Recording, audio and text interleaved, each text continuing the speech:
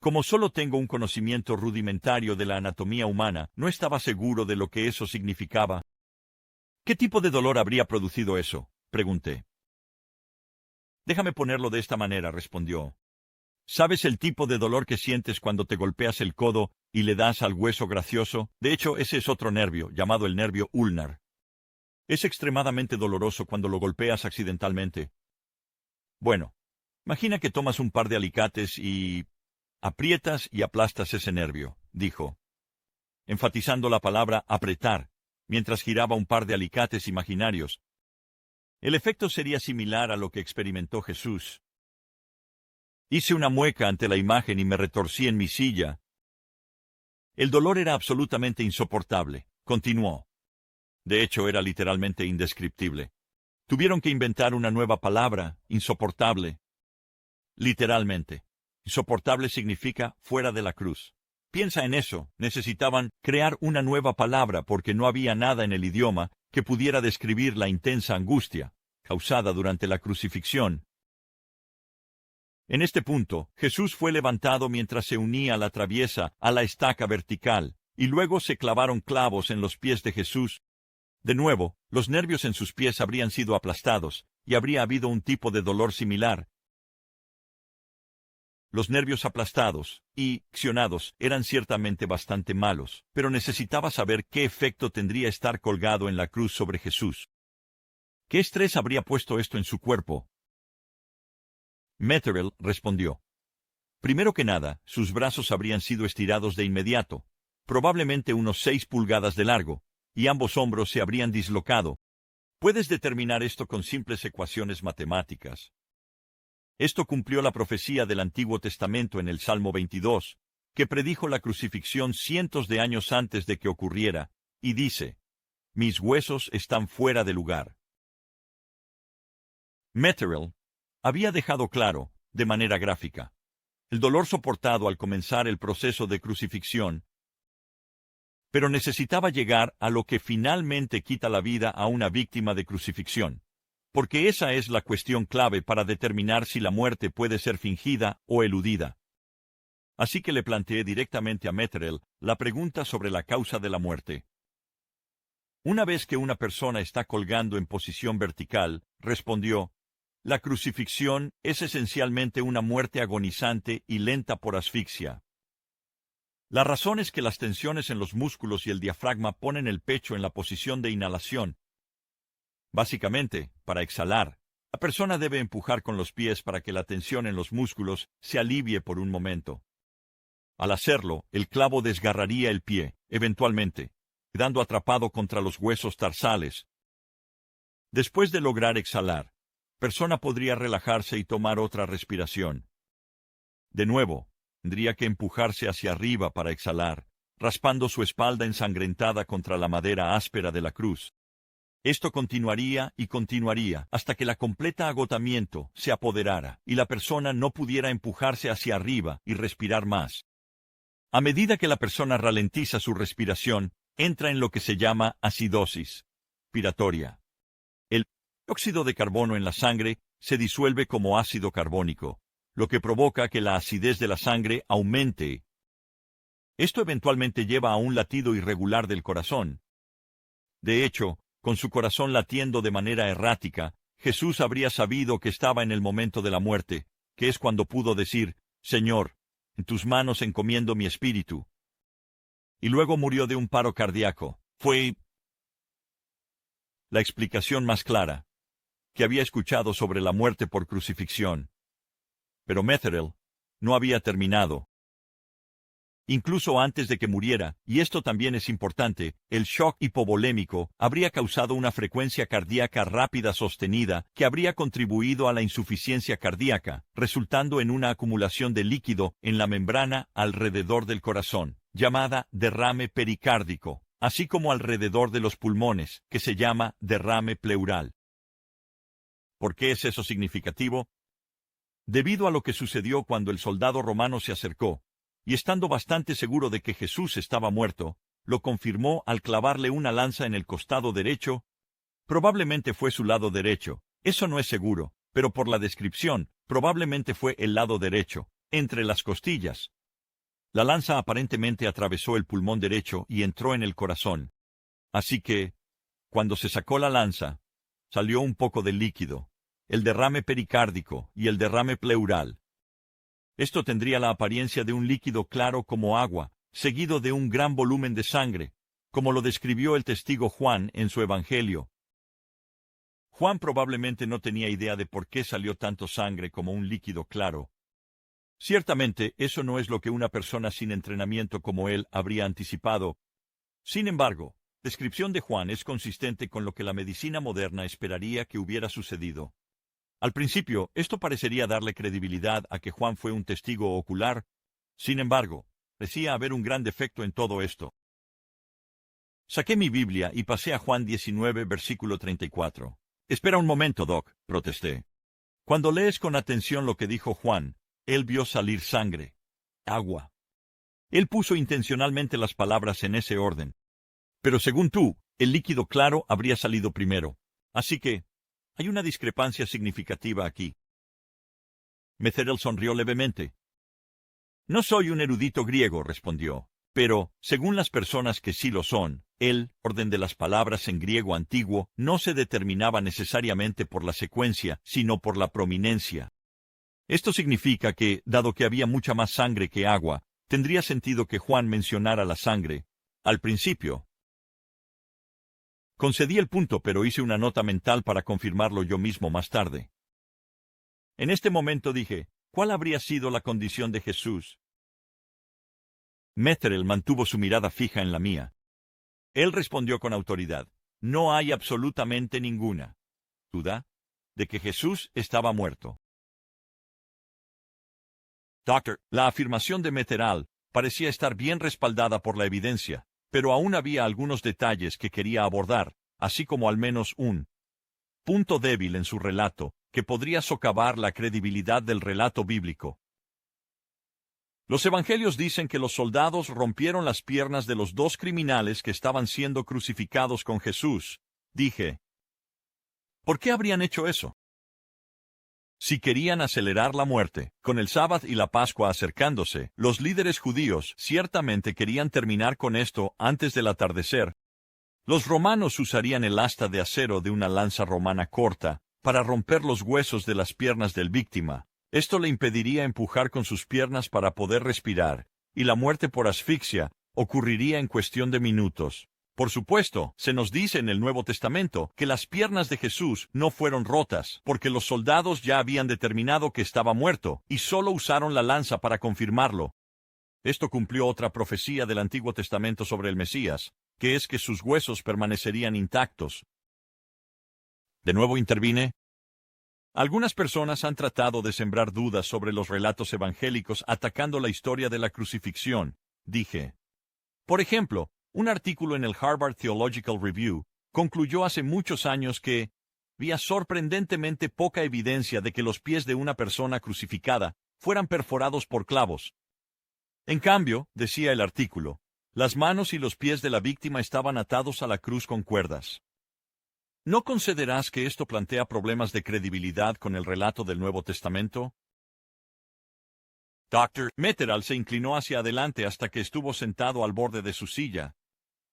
No, dijo, porque la arqueología ha establecido que el uso de clavos fue histórico, aunque ciertamente consideré que a veces se usaron cuerdas.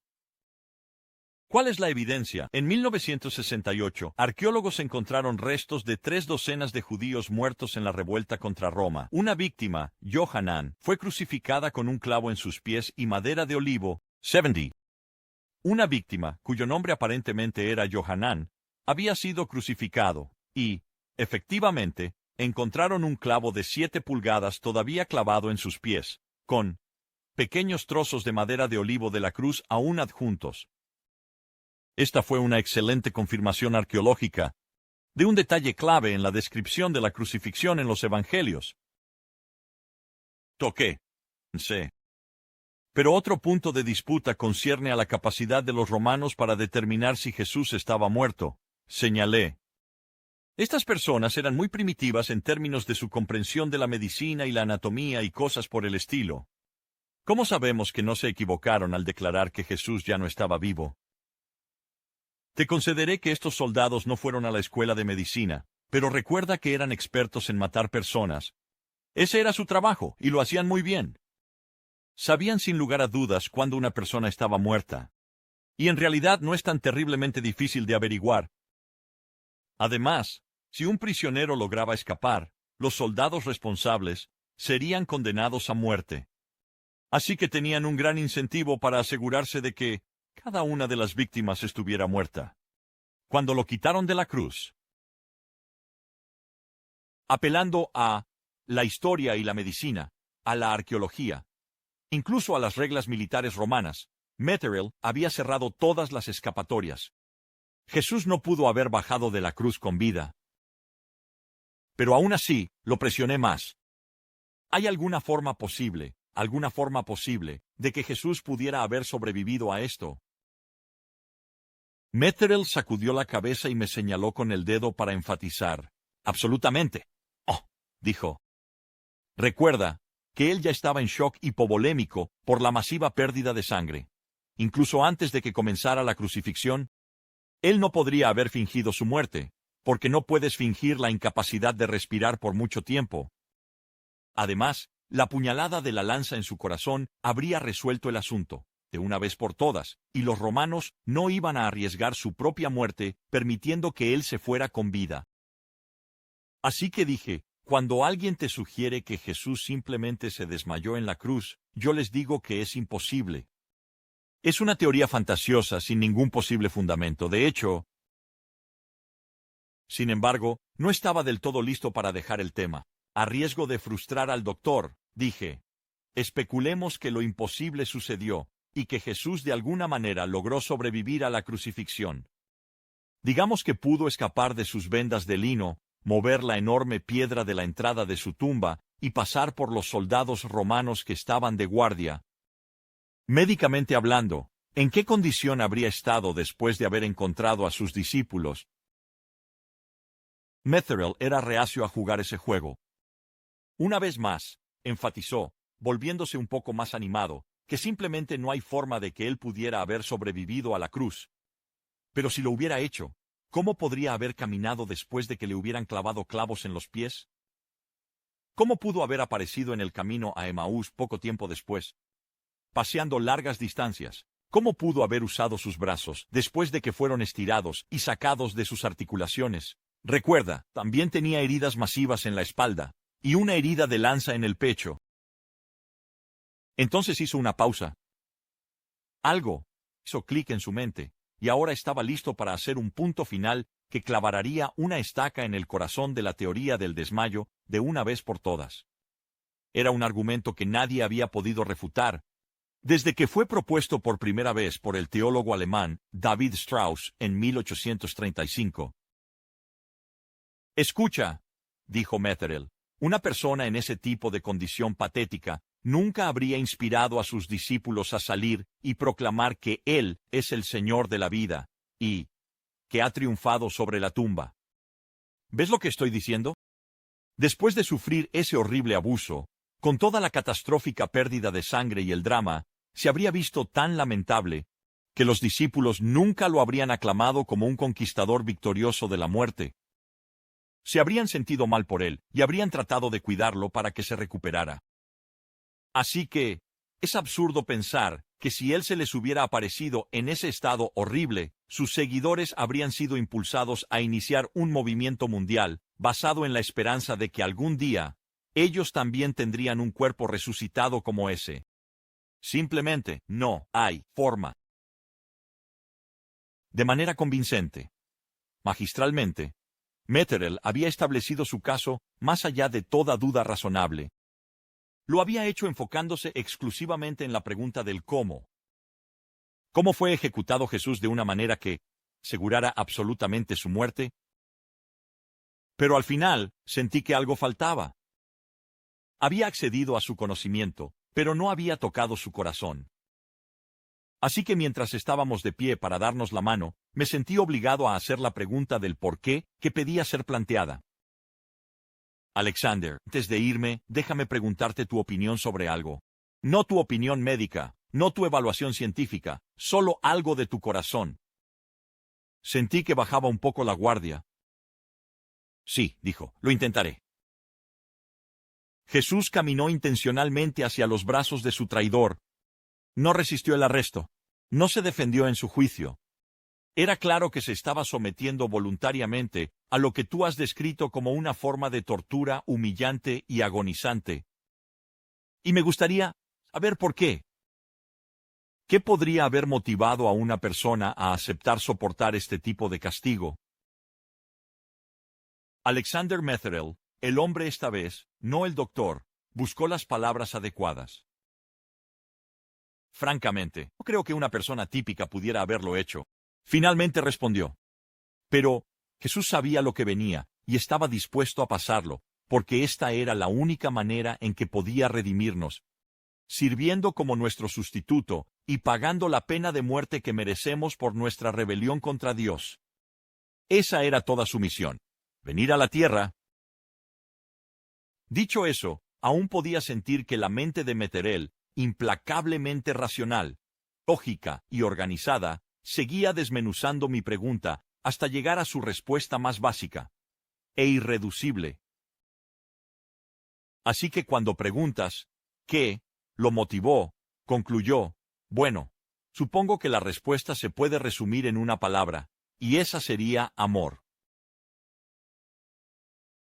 Mientras conducía esa noche, era esta respuesta la que sonaba una y otra vez en mi mente. En general, mi viaje a California había sido muy útil. Metherell había establecido de manera persuasiva que Jesús no podría haber sobrevivido a la agonía de la cruz, una forma de crueldad tan vil que los romanos eximían a sus propios ciudadanos de ella, excepto en casos de alta traición. Las conclusiones de Metherell eran consistentes con los hallazgos de otros médicos que han estudiado cuidadosamente el tema. Entre ellos está el doctor Guillermo D. Edwards. La evidencia histórica y médica indica que Jesús estaba muerto antes de la herida, en el costado. Las interpretaciones de que Jesús no murió en la cruz están en desacuerdo con el conocimiento médico moderno. Por lo tanto, las interpretaciones basadas en la suposición de que Jesús no murió en la cruz parecen estar en desacuerdo con el conocimiento médico moderno. Aquellos que buscan explicar la resurrección de Jesús, afirmando que de alguna manera escapó de las garras de la muerte, en el Gólgota, necesitan ofrecer una teoría más plausible que se ajuste a los hechos. Y entonces ellos también deben terminar, flexionando sobre la inquietante pregunta que todos necesitamos considerar. ¿Qué podría haber motivado a Jesús a permitir, voluntariamente, que lo degradaran y lo brutalizaran de la manera en que lo hicieron?